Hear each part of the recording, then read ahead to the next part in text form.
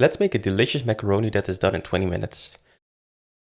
First thing you want to do is add a big pan of water to your stove, add some salt and bring it to a boil. While we wait for the water to boil, we can prep our other ingredients.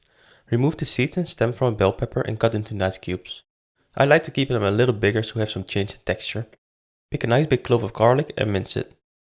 When your water is boiling, you can drop in your macaroni. Prepare them like instructed on a package. In my case, boil them for 10 minutes. Now grab yourself a second pan and add a splash of oil.